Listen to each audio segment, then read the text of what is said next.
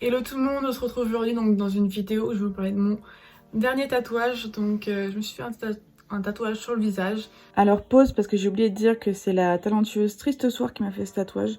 Je la remercie encore grandement de m'avoir fait ce tatouage. Vraiment il est trop beau et trop réussi, franchement je suis trop contente de son travail. Bref, allez checker ce qu'elle fait parce que elle a vraiment beaucoup de talent. Oui c'est bien vrai, c'est marqué Scars.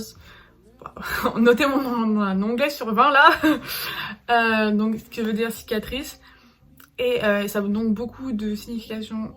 C'est une grosse signification pour moi. Et le visage, choisir cet emplacement, c'est pas non plus anodin. Donc je voulais tout vous expliquer dans cette vidéo. Et pour ça en fait, faut que je vous parle donc de ma dépression.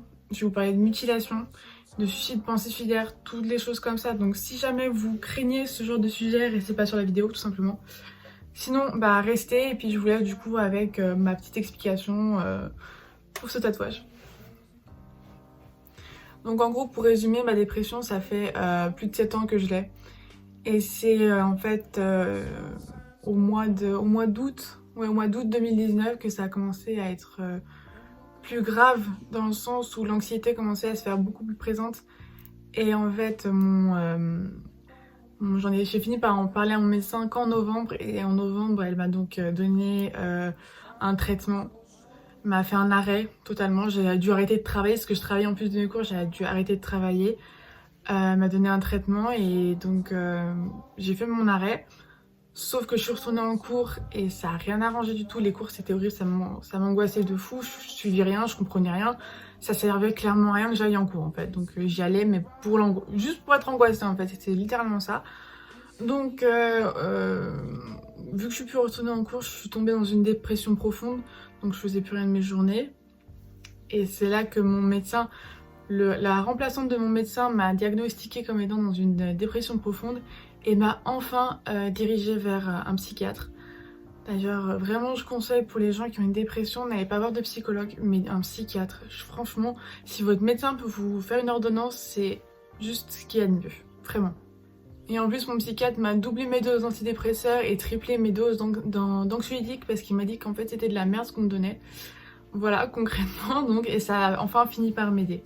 Ensuite, je vais vous parler donc des crises que j'ai de mutilation, hein, parce que ce n'est pas...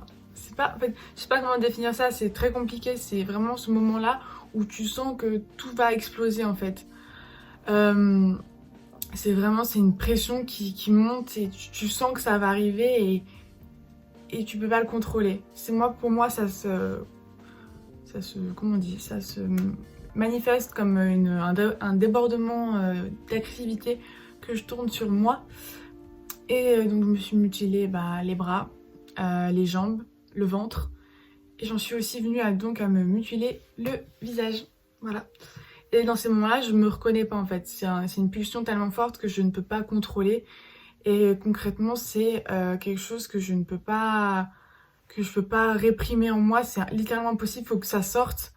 Donc j'ai pu déjà me mettre des coups, enfin voilà, mais genre ça n'a jamais été aussi suffisant que la mutilation où t'as toujours envie d'aller plus profond, plus fort et que ça fasse vraiment mal en fait. T'as ce besoin d'avoir mal, c'est de se punir je sais pas quoi, mais ce besoin de se punir et de se faire du mal et que ça reste et qu'on garde ça comme une leçon en fait. Du moins c'est mon point de vue. J'ai beaucoup eu de pensées, mais des pensées genre terribles, du style m'arracher la peau du visage. Vous savez, s'enfoncer les ongles dans le visage et tout arracher d'un seul coup. Et c'est une pensée qui m'a collé à la peau. Ce qui a fait en fait que je me suis mutilée le visage, c'est que cette pensée m'a tellement pas quittée que j'ai fini par le faire en fait. Et heureusement qu'à ce moment-là, ma mère est entrée dans ma chambre, sinon je serais allée beaucoup plus loin et Dieu sait ce qui aurait pu arriver à mon visage quoi. Donc voilà quoi.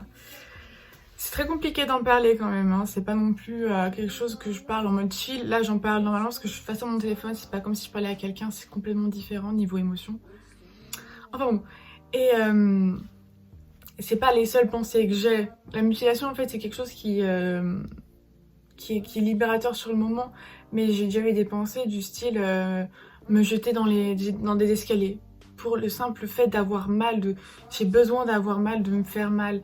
ou bien de me planter, prendre un couteau et me planter dans le ventre, mais des pensées comme ça, ou alors prendre une lame et m'ouvrir entièrement la jambe. C'est des choses, je veux vous faire comprendre en fait que c'est pas non plus juste pour attirer l'attention, se dire oh je vais pas bien. C'est vraiment pour moi ça se manifeste comme un besoin que je peux pas surpasser en fait, qui est pas possible de contrôler vraiment.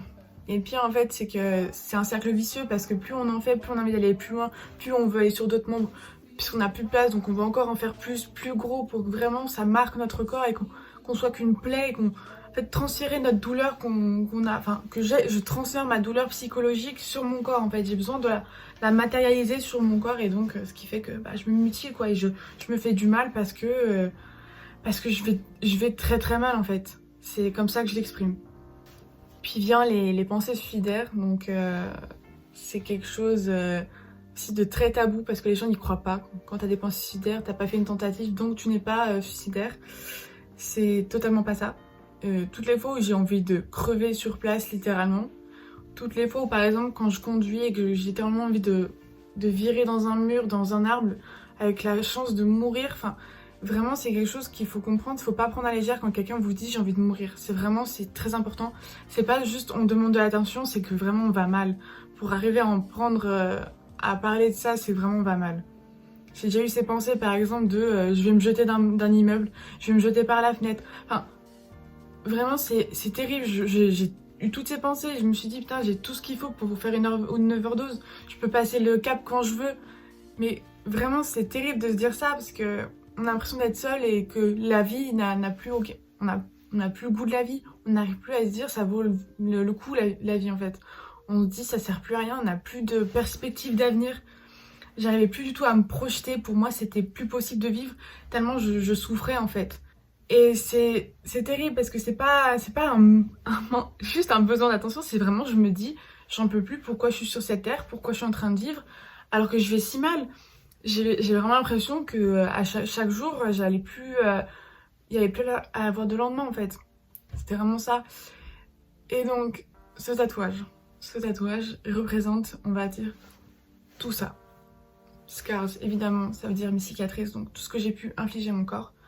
Scars, c'est pour sur mon visage aussi, c'est parce que le fait que j'en sois arrivée à me mutiler le visage, mais qu'aussi c'est que ce moment quand je suis dans le miroir et que je suis comme ça pendant les crises de mutilation, je me regarde dans le miroir et avoir la satisfaction, vous savez, de voir le sang couler, de se dire je me suis fait mal, c'est bien, tu vois, genre c'est horrible, c'est malsain, hein, mais quand t'es dans un état autre, tu vois ça comme quelque chose de tellement bien libérateur que t'es fier de toi. Mais ça, c'est pour me rappeler que non, ça suffit, stop, en fait. C'est fini ça.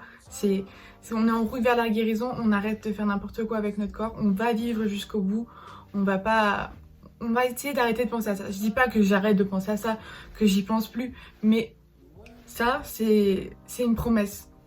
C'est une promesse avec moi-même, je l'ai ancrée sur mon visage, je l'ai ancrée en moi, c'est une promesse que je ne me ferai plus de mal. Que ça suffit, que je vais me battre contre la dépression, que je vais enfin m'en sortir et que je suis en pleine voie vers la guérison et que je vais y arriver quoi. Et ce tatouage sera toujours ce rappel à la réalité, au fait que je vais y arriver, que le combat n'est pas vain. Et qu'heureusement, je remercie vraiment ma maman qui m'a beaucoup accompagnée dernièrement dans tous mes projets, on va dire. Enfin, elle m'a beaucoup accompagnée dans mes projets, dans le sens où elle a beaucoup été là. Et c'est ce qui me manquait beaucoup. Et franchement, si vous avez vos proches avec vous, parlez-en. Je sais que ma famille, c'est tout pour moi et vraiment, c'est le plus important. C'est d'avoir votre famille qui vous soutient dans votre maladie parce que sans eux, vous avancerez pas. C'est impossible d'avancer seul dans ce genre de maladie. Voilà, j'espère que quand même cette vidéo vous aura plu, même si on a abordé des thèmes un peu sombres.